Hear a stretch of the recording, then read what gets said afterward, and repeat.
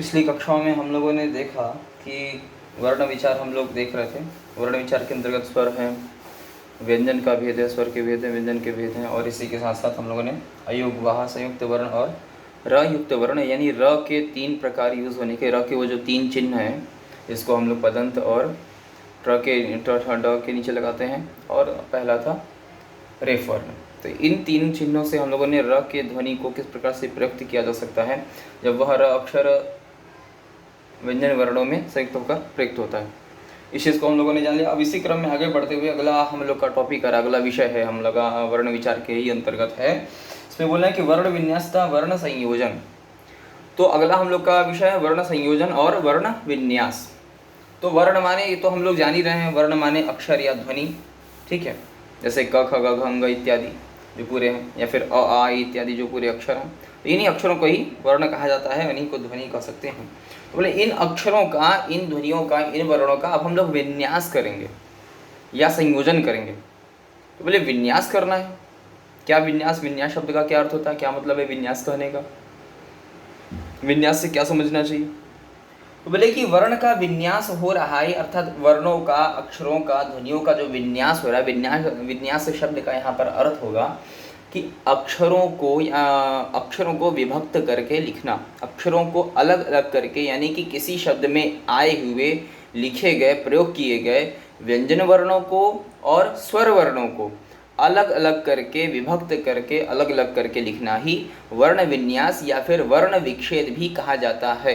अर्थात जब भी कोई आपसे वर्ण विन्यास कहें तो उसका मतलब यही होगा कि आप वर्ण विच्छेद करिए। जो आप वर्ण विच्छेद समझते हैं जिस चीज़ को आप, उसी का पर्यायवाची शब्द कहा जाए तो वर्ण विन्यास होता है। वर्ण विन्यास थोड़ा क्लिष्ट शब्द है, कठिन है, क्लिष्ट माने। तो बोले कि वर्ण विन्यास माने वर्ण विच्छेद, और यानी कि वर्ण विन्यास करना है, वर्ण विच्छेद करना अर्थात शब्द में आए, गिने गए, लिखे गए अक्षरों को, मात्राओं को अलग अलग करके, विभक्त करके, तोड़कर लिखना। और जब वह टूट गए, अलग हो गए, विभक्त हो गए, तब क्या करना है, तब बोले कि वर्ण संयोजन। अब जो शब्द हमारा पहले था उस शब्द को वैसा ही फिर से बना दो। तो उन्हीं अक्षरों का जो शब्द, जो अक्षर अब अलग हो चुके हैं, अलग अलग लिखे गए, विन्यास कर दिया। विन्यास शब्द का देखिए अलग अर्थ होगा कि विशिष्ट रूपेण न्यासः, अलग अलग न्यास करना, विभक्त करना, तोड़ देना। बोले किस प्रकार से, तो विशिष्ट रूप से, तो विशिष्टेण न्यासः विन्यासः, ठीक। तो बोले कि विन्यास किया जाए। और बोले अगला कि उसके बाद जब विभक्त हो चुका है, जब अक्षर सारे विभक्त कर दिए गए, अलग कर दिए गए, तोड़ दिए गए, तो उनको क्या करना है, अब उनका संयोजन करना है। अर्थात उनको ऐसा समेटा जाए, उनको ऐसा जोड़ा जाए कि वो वैसा ही जैसे जो शब्द होना चाहिए, जैसा है वो, जिनका जैसा स्वरूप था वैसे ही स्वरूप में अपने पुनः वह वापस आ जाए, है ना।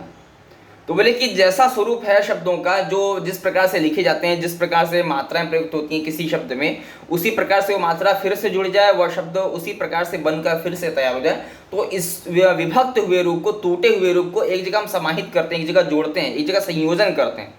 तो संयोजन शब्द का अर्थ हुआ कि किसी चीज़ को समाहित करना, जोड़ना, प्लस करना, उसको उसी रूप में पुनः वापस स्थापित करना। तो वर्ण विन्यास, पहले हम लोगों ने शब्द था हमारे पास कोई ऐसा, कोई भी शब्द हो सकता है, उस शब्द को हमने पहले समझा, उसमें आई मात्राओं को, स्वरों को, क्या कहते हैं, व्यंजनों को अलग अलग करके लिखा, विभक्त किया। और विच्छेद, ये बात समझे कि जब हम लोग विच्छेद करते हैं या जब हम विन्यास करते हैं तो इसको करने से क्या लाभ होता है, क्या पता क्या चलता है, ये किया क्यों जाता है। तो लेकिन जब हम विन्यास करते हैं, वर्ण विच्छेद करते हैं, तो इस विन्यास से या इस विच्छेद से हमें यह पता चल पाता है बहुत ही सुचारू रूप से, बहुत अच्छे ढंग से, कि उस शब्द में कौन कौन सी मात्राएं लगी हैं, कौन से स्वर हैं या कौन से व्यंजन प्रयुक्त किए गए हैं।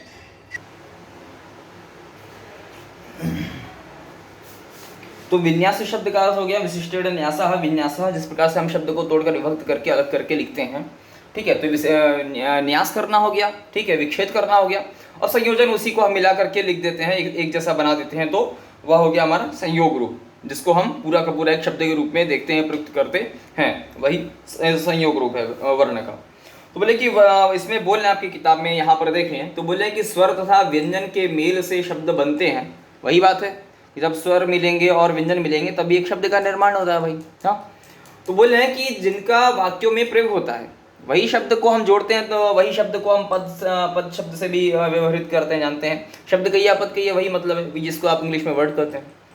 तो बोले कि उन्हीं शब्दों को जोड़ने से, उन्हीं पद को या फिर उन्हीं वर्ड्स को जोड़ने से क्या होता है, एक वाक्य का, एक सेंटेंस का निर्माण होता है। तो बोले वो सेंटेंस, वो जो वाक्य बन के निर्मित होते हैं, जब किसी व्यंजन में स्वर जोड़ा जाता है तो मात्रा के रूप में दर्शाया जाता है। ये बात कई बार बता चुके हैं, पिछली कक्षाओं में भी आप लोगों को बहुत अच्छे से समझाया गया था कि स्वर का अस्तित्व क्या है, उनको जब हम व्यंजनों में जोड़ते हैं तो कैसे अपना रूप परिवर्तित कर लेते हैं। स्वरों की इतनी स्वतंत्रता होते हुए भी जब वो व्यंजन से जुड़ते हैं तो उनको अपने स्वरूप की हानि करनी पड़ती है, अपने स्वरूप को बदलना पड़ता है व्यंजनों से जुड़ने के लिए। वो हानि किस प्रकार से होती है, तो मात्राओं से जाने जाते हैं, वो किसी न किसी एक निश्चित चिन्ह के द्वारा जाने जाते हैं। वो चिन्ह भी आपको बताया जा चुका है, आप जानते भी हैं, इसमें कोई शंका नहीं। तो बोल रहे हैं कि जब किसी व्यंजन वर्ण में स्वर जोड़ा जाता है तो मात्रा के रूप में दर्शाया जाता है। दर्शाना माने दिखाना, ठीक है, टू शो समथिंग। तो आगे इसमें रूप में बोल रहे हैं कि वर्ण विन्यास। अब हम लोग वर्ण का विन्यास पहले कर रहे हैं, यानी कोई शब्द लिखा हुआ है कहीं पर, कोई भी शब्द हो, चाहे 2 अक्षर का हो, 3 अक्षर का हो, 10 अक्षर का भी अगर शब्द हो कोई भी, तो उस शब्द में कौन सी मात्राएं आई हैं, कौन से मात्राओं माने स्वर, कौन से स्वर आए हुए हैं, कौन से व्यंजन हैं, इन सभी को विभक्त करके हम जानने का प्रयास करते हैं कि यह शब्द निर्मित यानी निर्माण कैसे हुआ, बना कैसे। विन्यास या विकसित करने का कुल मिलाकर मतलब यही है कि हम यह पहचान सकें या जान सकें कि कोई शब्द निर्माण हुआ है, कोई शब्द बना है, तो उसमें कितने स्वर हैं, कितने व्यंजन हैं और वो जुड़े कैसे हैं। उनका आपस में जुड़ना, मिलना ही एक शब्द निर्मित होता है, एक शब्द बन जाता है। तो बोले कि वो शब्द जो निर्मित हो रहा है वो सार्थक होना चाहिए। सार्थकता क्या होती है, निरर्थकता क्या है शब्दों की, ये भी बताया जा चुका है। तो बोले कि इसमें से रूप दर्शाया जाता है और वर्ण विन्यास का अब रूप अगला हम लोग देख रहे हैं। अगला शब्द आ रहा है हमारा, सबसे पहला शब्द है इसमें वर्ण विन्यास के लिए, वर्ण विक्षेप करने के लिए, वह शब्द है राधा। बहुत लोगों का नाम सुना होगा, लड़कियों का नाम होता है राधा। तो राधा शब्द हम लोग देखते हैं इसमें क्या क्या हो सकता है वर्ण विक्षेप के दौरान। जब हम वर्ण विक्षेप राधा शब्द का करें तो क्या क्या हमको समझ में आएगा, क्या क्या चीज़ें इसमें से विभक्त होंगी।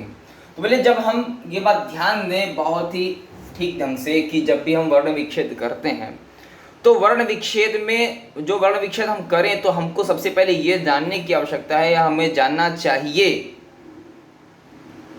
कि जब हम वर्ण विच्छेद कर रहे हैं तो उसमें आने वाले शब्द, जो अक्षर हैं, जो ध्वनियां, जो वर्ण हैं, वह व्यंजन के अंतर्गत आ रहे हैं, व्यंजन में उनको गिना जाता है। वो व्यंजन अक्षर है या स्वर अक्षर है, वो व्यंजन में आता है या स्वरों में आता है। सबसे पहले तो ये जानना ही पड़ेगा, तभी आप उसको ठीक ढंग से विभाजित कर पाएंगे, अलग अलग कर पाएंगे। तो सबसे पहले हम अक्षर देखिए, शब्द लिखा हुआ है राधा। अब राधा शब्द में सबसे पहला अक्षर कौन सा आ रहा है, र आ रहा है। र अक्षर क्या है, स्वर है कि व्यंजन है। र को हम बोले य र ल व, य र किसमें है, व्यंजन वर्ण के अंतर्गत आ रहा है। य र ल व तो व्यंजन में आते हैं, स्वरों में तो आते नहीं। तो जब भी हम व्यंजन वर्ण को लिखेंगे तो हम लोगों ने क्या किया, र लिख दिया, पहला अक्षर आया। अब र क्या है, व्यंजन वर्ण है। र क्या है, व्यंजन वर्ण। और जब भी हम विभक्त करें, जब हम अक्षरों को तोड़ते हैं, वर्ण विकसित करते हैं, तो यह सर्वविदित मतलब सबसे ज़्यादा जानने वाली बात यह है कि जब वर्ण विकसित करें, अगर उसमें व्यंजन वर्ण आए तो उस व्यंजन वर्ण में लगी मात्रा को, या मात्रा न भी लगी हो तो उसमें छुपे हुए स्वर को हम विभक्त करेंगे, अलग करके लिखेंगे। और जब अलग कर दिया जाएगा स्वर को तो व्यंजन वर्ण क्या हो जाएगा, आधा हो जाएगा, अधूरा हो जाएगा। और उसके अधूरेपन को यानी आधे को दर्शाने के लिए हम क्या करते हैं, उस व्यंजन वर्ण के नीचे हलंत नाम के चिन्ह का प्रयोग करते हैं, जिससे यह आसानी से समझा जा सकता है कि यह व्यंजन वर्ण है और इसमें से स्वर हटा दिया गया, स्वर को रहित कर दिया गया, स्वर अलग कर दिया गया।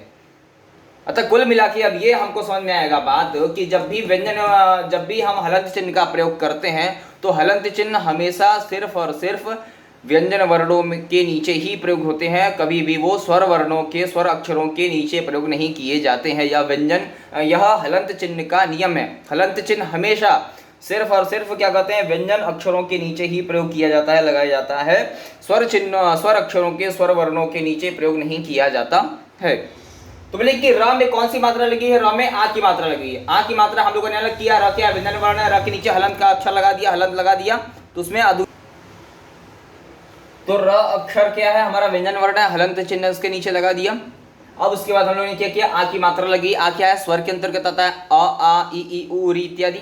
तो आ क्या होगा, हमारा दीर्घ आकार है, हर स्वर वर्ण है, तो स्वर वर्ण को हम क्या किए, लिख दिए, अलग कर दिए, विभक्त करना है, क्योंकि हम विभक्त इसीलिए कर रहे हैं क्योंकि वर्ण विच्छेद चल रहा है हमारा। अलग अलग करके इसमें शब्द में आए हर व्यंजन वर्ण को, स्वर वर्ण को अलग करना है, चाहे वो जुड़ा हो, चाहे किसी भी रूप में प्रयुक्त हुआ हो, चाहे वो मात्रा के रूप में हो या फिर डायरेक्ट स्वर लिखा हो, उसको अलग करना ही होगा। इसी अलग करने की प्रक्रिया को यम वर्ण विच्छेद या वर्ण विन्यास कहते हैं। तो आ का स्वर हम लोगों ने अलग कर दिया। अब देखिए किसी भी चिन्ह, किसी भी शब्द को हम अक्षर को लिखते हैं क्रम बाई क्रम से, व्यंजन अक्षरों को, स्वर अक्षरों को, तो हर अक्षर के बीच में ये प्लस का निशान लगता चला जाएगा। ये प्लस का निशान लगाने की आवश्यकता क्या है? ये प्लस का चिन्ह इसलिए लग रहा है, इसलिए लगाया जाता है कि हम यह बताना चाहते हैं कि र और आ जब जुड़ेंगे, जब र अक्षर और आ अक्षर जब प्लस होगा, जब जुड़ेगा, तब रा बनता है। तो ये प्लस का चिन्ह हर अक्षर के बीच में इसीलिए लगाने का आवश्यकता है, जरूरत है। तो र प्लस आ बराबर रा हो गया। अब क्या अगला अक्षर आ रहा है? ध से धनुष, ध लिख दिया, ध पर भी कोई मात्रा लगी है। अब ध अक्षर हमारा स्वर में आता है कि व्यंजन में आता है? ध से धनुष, तथा द धन, ध कहाँ पे आया? व्यंजन वर्ण में आया, तवर्ग के अंतर्गत आया। वर्ग भी आपको बताया जा चुका है। तो ध में क्या किया? हलन चिन्ह लगा दिए। क्यों? हलन चिन्ह उसी में लगता है जो व्यंजन अक्षर हो। ध क्या है? व्यंजन अक्षर है, हलन चिन्ह लग गया। इसमें कौन सा स्वर छुपा हुआ है? आ का स्वर छुपा हुआ है। आ की मात्रा लगी, आ को हम लोगों ने अलग कर दिया, और इसमें दोनों अक्षर क्या है? स्वर वर्ण है। ध और र क्या है? व्यंजन अक्षर है। अतः र के व्यंजन अक्षर होने के नाते, ध के व्यंजन अक्षर होने के नाते दोनों के नीचे हलंत का चिन्ह लगा। आ और ये आ दोनों ही क्या है? स्वर वर्ण है। अतः इन दोनों के नीचे हलंत का चिन्ह नहीं प्रयोग किया गया। तो जब हम इसको विभक्त कर दिए, अलग कर दिया, हमको ये बात पता चल गई कि इस राधा शब्द में कौन कौन से अक्षर आए, कौन कौन से अक्षर प्रयुक्त हुए हैं, कैसे राधा शब्द बना है। तब क्या करेंगे? वर्ण हम लोगों ने विच्छेद कर दिया। इसी शब्द को तोड़ने की प्रक्रिया को, अलग अलग करके लिखने की प्रक्रिया को हम क्या कहते हैं? इस प्रक्रिया को कहा जाता है वर्ण विच्छेद। इसको हम कहेंगे वर्ण विच्छेद करना, यानी विशिष्ट रूप से छेद माने अलग अलग करके, विभाग करके लिखना।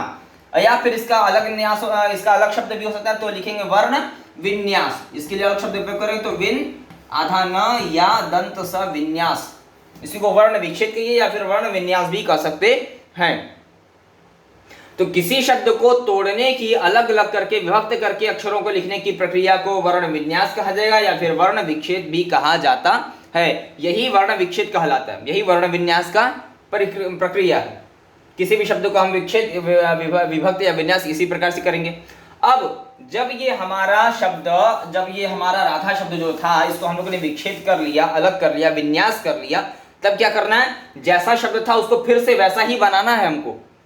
तो किसी टूटे हुए शब्द के अक्षरों को, विभाग रूप को आपस में फिर से जोड़ना ही क्या कहलाता है? आपस में फिर से जोड़ना, मेल कराना, मिलाना ही क्या कहता है? वह कहलाता है वर्ण संयोजन। संयोजन करना माने संयोग करना, इकट्ठा करना, जोड़ना, प्लस करना। तो ये जो प्लस का निशान लगा हुआ, अब हम इसको प्लस कर रहे हैं, अब हम जोड़ेंगे तो देखिए कैसे होगा। तो बोले कि र क्या है? व्यंजन अक्षर है, अतः हम लोगों ने र लिख दिया। र पर कौन सी मात्रा? आगे र की मात्रा कौन सा स्वर आ रहा है? आ की मात्रा, तो आ की मात्रा लगा दी। आ इस स्वर से हम इस चिन्ह को जानते हैं। तो बोले कि जो भी स्वर वर्ण होते हैं, जब वो किसी व्यंजन वर्ण के साथ जुड़ते हैं तो एक निश्चित चिन्ह के साथ, यानी मात्रा के साथ जाने जाते हैं। तो आ नाम का जो स्वर, इसकी निश्चित मात्रा या चिन्ह कौन सा है? ये चिन्ह है, इसके मात्रा है। तो इसके साथ लग गया रा, बन गया। रा पर आ की मात्रा रा, दीर्घ आ है, रा बड़ी रा आ हो गया, दीर्घ आकार हम खींच दिए इसको। फिर ध से धनुष, ध से धनुष हम लोगों ने लिखा, ध है, ध में हलन लगेगा, लेकिन नहीं, बोले किसके आगे क्या है? प्लस किया, कौन सा अक्षर है? आ की ध्वनि है, आ का स्वर है। फिर इसमें आ की ध्वनि से इस अक्षर से कौन सी मात्रा को जानते हैं? इसी अक्षर को, इस क्या नाम है, चिन्ह को हम जानते हैं। फिर से वही चिन्ह लगा दिए, तो क्या हमारा शब्द बन गया? राधा। यानी कि जैसा शब्द था फिर से हमने उस शब्द को उसी प्रकार से निर्मित कर दिया, वही वर्ण संयोजन कहलाया। अर्थात किसी शब्द के विभक्त हुए रूप को, टूटे हुए रूप को, अलग किए हुए रूप को फिर से आपस में पुनः मिला देना ही क्या कहलाता है? उसको हम कहते हैं वर्ण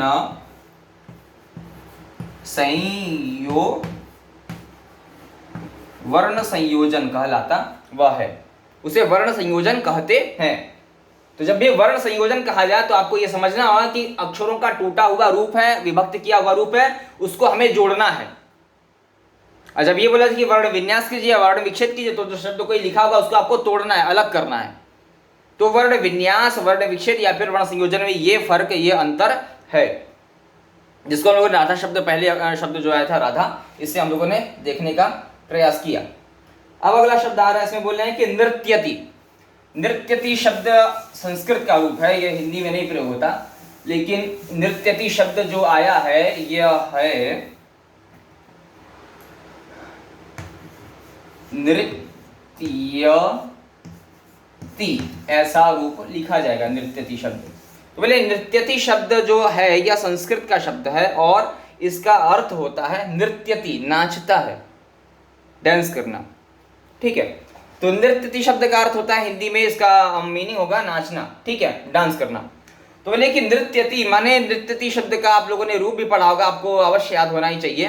जैसे भवति, भवता, भवंती, गच्छति, गच्छता, गच्छन्ति, पठति, पठता, पठन्ति, सब क्या है, प्रथम वचन, एक वचन का रूप है और प्रथम पुरुष के लिए प्रयोग करते हैं। किसी एक व्यक्ति के लिए बताए थे कि जब कोई वस्तु या व्यक्ति संख्या में एक हो तो उसके लिए एक वचन का प्रयोग करते हैं। तो एक वचन का है नृत्यति, नृत्यता, नृत्यन्ति, गच्छति, गच्छता, गच्छन्ति, पठति, पठता, पठन्ति। तो नृत्यति, गच्छति, पठति, हसति, लिखति, ये सर्व क्या है, एक वचन है। इन अक्षरों, इन शब्दों को बोले सित्यति। अति शब्द जिसके अंत में लगा हो, ती दिखाई दे रहा हो, तो वह क्या होता है, हमेशा नित्य ही एक वचन का रूप होता है। ठीक है, तो इस प्रकार से हम लोग देखा नृत्यति, कोई एक व्यक्ति नाचता है, कोई एक महिला नाचती है, कोई एक बालक नाचता है। तो नृत्यति माने नाचता है, वर्तमान काल की क्रिया है, प्रेजेंट टेंस के लिए जब हम प्रयोग करेंगे कि नाचता है या नाच रहा है, तो ताहे ती है तेह से वाक्यांत हो या फिर रहा रही रहे से वाक्यांत हो, तो हम क्या करते हैं, नृत्यति शब्द का प्रयोग करते हैं। खादति, खाता है या खा रहा है। शयति, सोता है या सो रहा है। पठति, पढ़ रहा है या पढ़ता है। तो ताहेति है तेह या रहा रही रहे से इत्यादि से हम क्या करते हैं, नृत्यति, पठति, लिखति, शयति इत्यादि शब्दों का प्रयोग करते हुए क्रिया को, वर्ब फॉर्म को बताते हैं। और नृत्यति शब्द क्या है, ये कर्ता को बता रहा है कि क्रिया को बता रहा है या कर्म को बता रहा है। तो नृत्यति शब्द क्या है, क्रियात्मक है, यह क्रिया को बता रहा है। नाचना एक प्रकार की क्रिया है, एक वर्ब फॉर्म है। ठीक है, तो नृत्यति शब्द का हिंदी अर्थ हुआ नृत्यति माने नाचता है, यह हम लोग जान लिए। कौन सा वचन है, एक वचन है। किसके लिए प्रयोग करते हैं, तो हमेशा फर्स्ट पर्सन के लिए प्रयोग करते हैं, प्रथम पुरुष के लिए प्रयोग करते हैं। ठीक है, चाहे वो पुल्लिंग हो या स्त्रीलिंग हो। ठीक है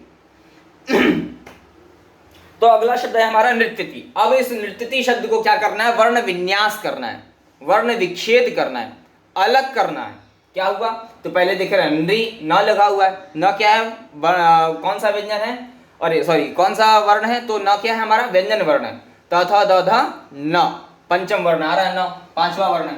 तो हम लोगों ने क्या किया, न लिख लिया। अब न क्या है, व्यंजन है कि स्वर है, व्यंजन है, तो फिर से हलंत लगा देंगे क्योंकि अलग करना है भाई, प्लस का चिन्ह लगा। अब न में कौन सी मात्रा लगी है, री से ऋषि की, अर्थात जब भी हम री से ऋषि इस अक्षर को किसी व्यंजन वर्ण में जोड़ते हैं तो इसका जो ये वाला भाग है जो ये दिखाई दे रहा है, यही अक्षरों में जुड़ जाता है। तो यहाँ दिख रहा है हमको न के नीचे। तो क्या किए, इस चिन्ह से हम किस अक्षर को जानते हैं, री को। तो हम लोगों ने लिखा री से ऋषि, नृ, फिर प्लस का चिन्ह, इसके बाद क्या आ रहा है, आधा त, नृत यति, नृत यति, आधा त है, ध्यान दीजिए। किसी व्यंजन वर्ण के आधा लिखने का मतलब होता है कि वह स्वर रहित है, स्वर के बिना है, उसमें कोई मात्रा या कोई भी स्वर नहीं छुपा हुआ, नहीं लगा हुआ है, इसीलिए उसमें हलंत का चिन्ह लगाएंगे या फिर उसको क्या करते हैं, हम आधा लिख करके दर्शाते हैं, बताते हैं। दर्शाना माने बताना, दिखाना। तो नृत्य आधा त है, तो क्या किया हम लोगों ने त लिखा, और त आधा, वर्ण विच्छेद में किसी अक्षर को हम आधा नहीं लिखते बल्कि उस अक्षर को पूरा लिख करके उसके नीचे हलंत लगा के ये बताते हैं कि उसमें स्वर नहीं है, रहित है, बिना स्वर के। तो त में हलंत लगा दिया, फिर इसमें कोई स्वर है नहीं तो इसमें कोई स्वर बताने की आवश्यकता ही नहीं है क्योंकि आधा लिखा था तो आधा लिख दिया। अब अगला अक्षर है हमारा य लिख दिया। य क्या है, व्यंजन वर्ण या स्वर वर्ण है, तो हमारा यह क्या है, यर अलावा यह व्यंजन वर्ण है। फिर यह क्या है, यह पूरा लिखा हुआ है, यह में कोई मात्रा नहीं दिख रही है लेकिन यह पूरा का पूरा लिखा हुआ है, अतः इसमें कोई ना कोई स्वर है। वह स्वर कौन सा है, वह है अ, क्योंकि इस बात य के बाद य अ की ध्वनि जो सुनाई दे रही है। तो यह क्या किया, यह के नीचे हम लोगों ने हलन का चिन्ह लगाया, यह व्यंजन वर्ण है। फिर प्लस का निशान लगाया, बोले कि यह में कौन सा ध्वनि छुपा हुआ है, कौन सा स्वर छुपा हुआ है, तो यह में हमारा अ नाम की ध्वनि, अ स्वर छुपा हुआ है, अतः हम लोगों ने अब अगला अक्षर लिखा अ। अब इसके बाद कौन सा अक्षर आ रहा है, बोले ती। तो त में कौन सी मात्रा लगी, ह्रस्व ई। ध्यान दें कि जब भी हम वर्ण विच्छेद करते हैं तो किसी भी व्यंजन वर्ण में लगे हुए मात्रा को आ की मात्रा, ई की मात्रा, उ की मात्रा, ए की मात्रा, औ की मात्रा, ओ इत्यादि जो भी मात्राएं स्वर हैं उन सभी मात्राओं का स्वर का उस व्यंजन वर्ण पे, उस व्यंजन वर्ण के बाद में प्रयोग करते हैं, पहले नहीं प्रयोग करते हैं कभी भी। किसी भी अक्षर पे जो मात्रा लगी होती है उस मात्रा को, उस मात्रा को या फिर उस स्वर को हम किसी उस व्यंजन वर्ण के जिस पे वह लगा होता है, जिससे वह जुड़ा होता है, उसके बाद ही प्रयोग करना चाहिए। नहीं तो अगर आप ऐसा नहीं करेंगे तो आपका वर्ण विच्छेद किया हुआ गलत हो जाएगा। तो ये गलती सुधारने के लिए क्या करें, हम त लिखें, ठीक है। तो त लिखिए, त पे कौन सी मात्रा लगी, त पे ई की मात्रा। तो क्या त व्यंजन वर्ण है तो इसको अलग किया, कौन सी मात्रा लगी, कौन सा स्वर दिखाई दे रहा है, छोटी, तो हम लोगों ने छोटी ही लिख दिया। इस प्रकार से बन गया हमारा नृत्यति शब्द। अब किसी शब्द के विभक्त करने रूप को, इसमें कौन से व्यंजन वर्ण है, कौन से स्वर वर्ण है, इस चीज को बताने की प्रक्रिया को क्या कहा गया, वर्ण विच्छेद या वर्ण विन्यास कहा गया। अब जब इस टूटे हुए रूप को, विभक्त किए हुए रूप को हम आपस में जोड़ेंगे तो वही जोड़ना वाला जो हमारा प्रक्रिया होगा, जो भाग होगा, जब हम ऐसा करेंगे तो उस प्रक्रिया को, उस भाग को, उस हिस्से को क्या कहते हैं, वर्ण संयोजन। ये टूटे हुए हैं सारे, इनको हम संयोग कर रहे हैं, आपस में जोड़ रहे हैं, तो क्या हुआ, संयोजन। ये हमारा विभक्त रूप, विन्यास रूप है। अब इसको हम संयोजन करेंगे तो बोले कि न पे री के न के बाद री से ऋषि आ रहा है, तो न हलंत, तो क्या किए, न आधा, न पे री की मात्रा तो नृ, क्या हो गया, नृ हो गया। न पे री से ऋषि की मात्रा नृ हो गया।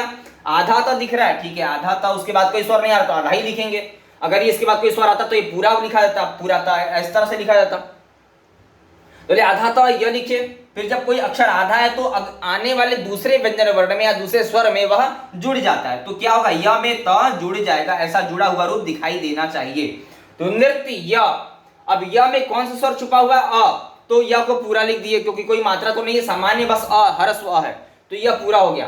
त लिखिए, त में हलंत लगा हुआ है, लेकिन इसके बाद कौन सा स्वर आ रहा है, छोटी की मात्रा। तो क्या किए, छोटी की मात्रा से हम इस चिन्ह को जानते हैं, अतः नृत्यति शब्द ऐसा बन गया। इस प्रकार के चिन्ह को हम लोगों ने लगाया तो हमारा यह नृत्यति शब्द बनकर पुनः तैयार। अर्थात नृत्यति शब्द को हम लोगों ने पहले वर्ण विच्छेद किया, वर्ण विन्यास किया, उसके बाद टूटे हुए रूप को आपस में फिर से जोड़ दिया, तो वही शब्द फिर से हमारा जैसा शब्द था वैसा ही फिर से बन गया, उसने वैसा ही रूप फिर से धारण कर लिया। अतः इसी धारण करने वाले पुनः रूप को, जोड़ने के रूप को वर्ण संयोजन कहते हैं, या वर्ण संयोग कहते हैं, या संधि कहते हैं इसको, ठीक है। संधि माने ही मिलाना होता है, ठीक है। तो ये वर्ण संधि हमारी हो गई। अब इसके बाद अगला क्रम हमारा शब्द है, अगला आप देखेंगे, अगला शब्द है हमारा छात्रा। तो छात्रा शब्द का हिंदी अर्थ होगा स्टूडेंट, विद्यार्थी, ठीक है। तो छात्र शब्द का हिंदी अर्थ होता है विद्यार्थी। अब छात्र शब्द को कहने से भाई कितने छात्रों के बारे में पता चलेगा, यह चीज आप लोगों ने क्लास 6 में देखी है, पढ़ी हुई है बहुत अच्छे से। तो बताइए कि छात्रा शब्द कहने से, छात्रा यह हमारा छ से छाता वाला हो गया, इस पर आ की मात्रा लगाए, तो से त्रिशूल लिखा, इस पर आ की मात्रा लगाई और विसर्ग दे दिया। छात्रा शब्द है ना कि छात्रा हा है, छात्रा हा विसर्ग है। इस चिन्ह को क्या कहते हैं, विसर्ग कहते हैं। अर्थात इस चिन्ह को बोलने से ह नाम के अक्षर को, ह की ध्वनि को जाना जाता है। तो बोले ये हमारा शब्द है छात्रा। तो छात्रा माने होता है, छात्रा शब्द का हिंदी अर्थ होगा विद्यार्थी। छात्रा माने विद्यार्थी। अब बोले छात्रा माने विद्यार्थी होते हैं, विद्यार्थी भी दो हैं भाई, पुरुष विद्यार्थी, गर्ल विद्यार्थी, ठीक है। तो बोले कि बॉय या फिर गर्ल, तो बोले कि छात्र शब्द का जब हम रूप चलाएंगे तो बनेगा छात्रः, छात्रौ, छात्राः। यानी कि जब हम छात्र शब्द का रूप चलाएंगे पुल्लिंग के ये, यानी कि बॉय के लिए जब हम प्रयोग करेंगे इस शब्द का, तो एक वचन, द्विवचन और बहुवचन में हमारा 3 रूप चलते हैं, ठीक है। बोले कि पुल्लिंग में जब बॉय शब्द के लिए छात्र शब्द का हम प्रयोग करेंगे तो बनेगा छात्रः, छात्रौ, छात्राः। अर्थात ये वाला शब्द रूप हमको बहुवचन में तीसरे नंबर पे मिलता है। तो अर्थात 3 का क्या मतलब है, बताए थे इसकी परिभाषा 3 नंबर पे है, या फिर एक वचन, द्विवचन या बहुवचन भी इसको कहते हैं। तो जब बहुवचन पे आएगा, तीसरे नंबर पे आएगा, तो हम बोलते हैं कि किसी व्यक्ति या वस्तु की संख्या कितनी हो, 3 हो या 3 से ज्यादा हो, तो उसको बहुवचन कहते हैं, या बहुवचन में उसको रखना चाहिए, प्रयोग करना चाहिए। तो छात्राः बोलने से हमें कितने छात्रों के बारे में पता चल रहा है, 3 छात्रों के बारे में, या फिर 3 से ज्यादा संख्या वाले छात्रों के बारे में, विद्यार्थियों के बारे में पता चल रहा है। यह हुआ एक पॉइंट। अब दूसरा शब्द, इसी में छात्र शब्द का जब हम लोग बॉय के लिए, पुल्लिंग के लिए प्रयोग करिए, पुल्लिंग के लिए प्रयोग किए तो यह हमारा एक वचन, द्विवचन, बहुवचन में हमको जाकर के इसका रूप ये वाला मिला। ये रूप हमको तीसरे नंबर पे जाकर के यहाँ मिला, ठीक है, यानी बहुवचन में मिला। लेकिन जब इसी छात्र शब्द का रूप, छात्र माने होता है पुरुष विद्यार्थी, बालक, लड़का, लेकिन इसी का हम जब स्त्रीलिंग में बदल देंगे तो बन जाएगा छात्रा। छात्र माने बॉय विद्यार्थी और छात्रा माने गर्ल विद्यार्थी। तो बोले छात्र, छात्रौ, छात्रा पुल्लिंग के लिए प्रयोग किया, बॉय के लिए प्रयोग किया। अब छात्रा शब्द का स्त्रीलिंग में जब प्रयोग करेंगे तो बनेगा छात्रा, छात्रे, छात्राहा, ठीक है। तो स्त्रीलिंग में क्या बन जाएगा, इसी का रूप बनता है हमारा, स्त्रीलिंग में हमारा इसका रूप बनेगा, यानी गर्ल के लिए प्रयोग बनेगा तो एक वचन, द्विवचन और बहुवचन, ठीक है। 1 2 3 बहुवचन हो गया, एक वचन, द्विवचन, बहुवचन। तो बोले कि जब छात्रा शब्द का स्त्रीलिंग में प्रयोग करें तो बनेगा छात्रा, छात्रे, छात्राहा, बालिका, बालिके, बालिकाहा, रमा, रमे, रमाहा, लता, लते, लताहा। तो क्या किए, यानी कि हमको छात्रा शब्द का रूप स्त्रीलिंग में भी बहुवचन के ही रूप में मिलेगा। यानी छात्रा शब्द देखिए 2 जगह प्रयोग हो रहा है, बहुवचन ही है, पुरुष में भी बहुवचन में प्रयोग हुआ, स्त्रीलिंग में भी बहुवचन में ही प्रयोग हुआ। अतः हम छात्राहा कहने से बॉय गर्ल संख्या में 3 हो, बॉय हो संख्या में 3 या 3 से ज्यादा हो, या फिर गर्ल विद्यार्थी संख्या में 3 हो या 3 से ज्यादा हो, तो इन दोनों ही समूहों के लिए, ठीक है, हम क्या कर सकते हैं, छात्राहा शब्द का प्रयोग कर सकते हैं, ठीक है। तो बोले कि पुल्लिंग में एक वचन, द्विवचन, बहुवचन में हमको क्या मिला, छात्रा शब्द मिला, रामः, रामौ, रामाः, देवः, देवौ, देवाः, वृक्षः, वृक्षौ, वृक्षाः, छात्रा, छात्रौ, छात्राः। ये छात्रा शब्द बहुवचन में मिला पुल्लिंग के। स्त्रीलिंग की छात्र, छात्र शब्द का पुल्लिंग, उसका स्त्रीलिंग बन जाएगा छात्रा, जैसे बालक का बालिका, माता का पिता, ठीक है। तो उसी का जब विपरीत हो जाता है, जब विलोम शब्द हो जाता है तो छात्र शब्द क्या हुआ, पुल्लिंग हुआ, उसी का विपरीत हो जाएगा, स्त्रीलिंग बन जाएगा छात्रा, आ की मात्रा लग जाएगी। तो बोले छात्रा, छात्रे, छात्राहा, अर्थात स्त्रीलिंग के बहुवचन में भी छात्राहा शब्द ऐसा बनता है, ठीक है। तो छात्राहा करने से हम बॉय बहुवचन के विद्यार्थियों को भी जानेंगे और गर्ल रूप में भी विद्यार्थियों के बहुवचन रूप को जानेंगे, या संख्या में 3 हो या 3 से ज्यादा हो तो बहुवचन का प्रयोग करना चाहिए। वचन कितने होते हैं, वचन 3 होते हैं, एक वचन, द्विवचन, बहुवचन, ठीक है। इसको भी हम लोग जानते हैं, जब कोई संख्या में 1 हो तो एक वचन, जब कोई संख्या में 2 हो द्विवचन, और जब कोई संख्या में 3 हो या 3 से ज्यादा हो तो बहुवचन का प्रयोग किया जाता है। तो यहाँ पे जो छात्राहा शब्द का प्रयोग किया है, अब इसको हम लोग समझने का प्रयास करते हैं कि इसका वर्ण विच्छेद कैसे हो पाएगा। हम लोग वर्ण विच्छेद के बारे में देख रहे हैं। तो वर्ण विच्छेद करते हुए छ से छाता, जो अम्ब्रेला का आप लोग प्रयोग करते हैं, तो च, छ, ज, झ, इया वाला जो चवर्ग है उसमें छ शब्द आता है, तो छ शब्द क्या हुआ, व्यंजन वर्ण हो गया। व्यंजन वर्ण होने के नाते इसके नीचे हलंत लगाए, प्लस का चिन्ह लगाए, इसमें कौन सी मात्रा लगी है, आ की ध्वनि दिखाई दे रही है, आ स्वर लगा हुआ है, आ की मात्रा है, तो हम लोगों ने आ अक्षर को अलग कर दिया, फिर से प्लस का चिन्ह लगाया। क्यों, क्योंकि इसके बाद कोई ना कोई और भी अगला अक्षर आएगा, वह जोड़ेगा, इसमें बताएगा कि और शब्द क्या है, इसमें कौन से अक्षर हैं। तो बोले कि त्रा अक्षर आया। अब यहाँ समझने वाली बात नई ये बात है, यहाँ पर एक नया चीज ये आया कि जब भी हम वर्ण विच्छेद करते हैं तो उसमें अगर कोई भी बीच में या अंत में या पहले संयुक्त व्यंजन वर्ण दिख रहा हो, छ, त्र, ज्ञ, श्र, इन चारों में से कोई भी व्यंजन वर्ण दिख रहा हो, त्र क्या है, व्यंजन वर्ण, अर्थात त्र व्यंजन वर्ण, संयुक्त व्यंजन वर्ण कहने का मतलब है ये त्र केवल एक से नहीं बना, इसको त और र इन 2 अक्षरों ने आपस में मिलकर बनाया है। तो जब हम आपस में मिल के बने हुए, ये एक अलग नहीं है, इसको किन 2 अक्षरों ने मिल के बनाया, तो जब हम विभक्त करेंगे, जब हम वर्ण विच्छेद करेंगे, जब वर्ण विन्यास करेंगे, तो हमको इसको भी अलग करना होगा, ये बताना होगा कि इस तरह को किन 2 अक्षरों ने बनाया है, अर्थात उन 2 अक्षरों को भी यहाँ वर्ण विच्छेद में अलग अलग करके लिखना पड़ेगा। तो जब हम त्रा को अलग करेंगे, त्रा किन 2 अक्षरों से, किन 2 व्यंजन अक्षरों से मिलकर बना है, तो वह अक्षर है हमारा पहला अक्षर होता है त, यानी त से तलवार। तो त में हलंत चिन्ह लगाए, फिर उसके बाद क्योंकि त व्यंजन वर्ण है इस नाते हलंत चिन्ह लगा दिए, ठीक है। अब उसमें त के बाद और कौन सा अक्षर जुड़ा था, त के बाद जुड़ा था र अक्षर, तो त प्लस र बराबर त्र। अब त और र आपस में जुड़ना है, जब इनको त्र बनाया तो इन दोनों में हलंत होना चाहिए ना, जब इन दोनों में हलंत होगा तभी आपस में जुड़ेंगे और त्र नाम का अक्षर बनेगा। ये बात उसी समय हम बता दिए हैं जब आपको संयुक्त व्यंजन वर्ण बनाना, निर्माण करना सिखा रहे थे।